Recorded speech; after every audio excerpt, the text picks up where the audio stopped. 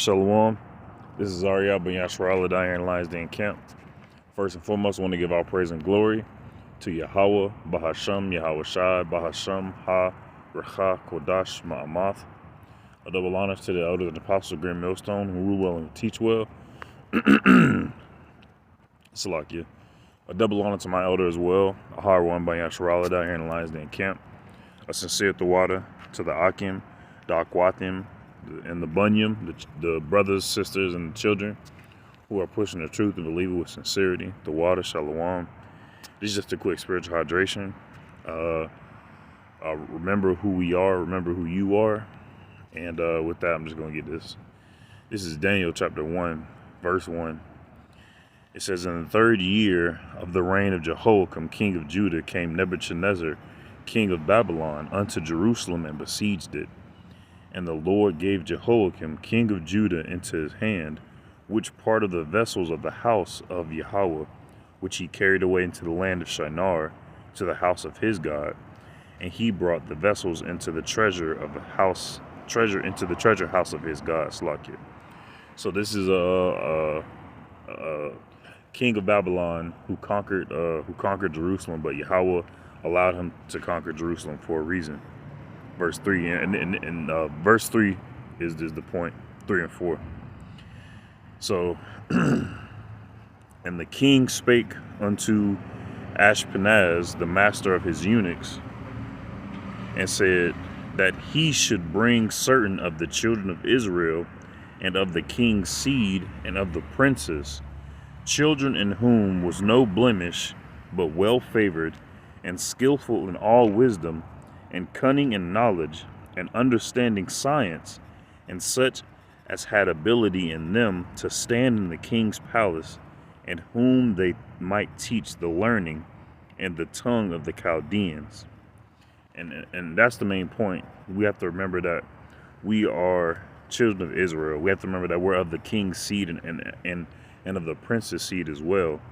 We have to remember that we have to remember to humble ourselves like a child, the same way Yahweh told, I forget who it was, but the people who asked him, how can you get to heaven? He said, humble thyself like a little child. We have to remember to do that. Always remember to keep ourselves separate from all this stuff that's wicked and that's unrighteous out here. So no blemish can be found upon us. No guile can be found in our mouth. Well favored and skillful in all wisdom. Make sure that we're praying for wisdom and praying for discernment, praying for use of that wisdom, praying for use of that wisdom as well. Cunning and knowledge. All right, being wise as a serpent, harmless as a dove. Make sure we're not being overly righteous. Make sure we're not being a lion in our own household or anything like that. And understanding science, cons, and understanding science.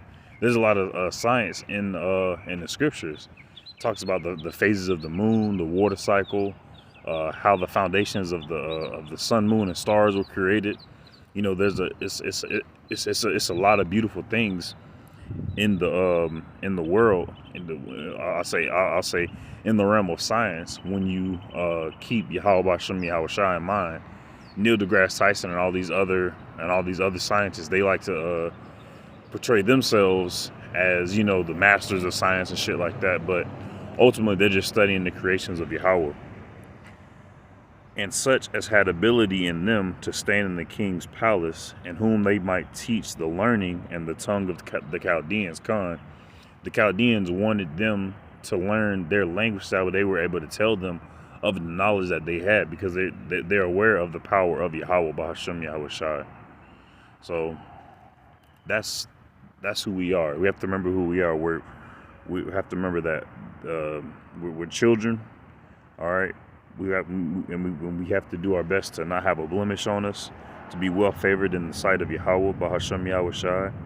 Make sure that we're skillful in wisdom, cunning in knowledge, understanding science. All right. So that way we can be better men, women, and children for the Lord, better men, women, and children for ourselves, and then better men, women, and children for others who are around us.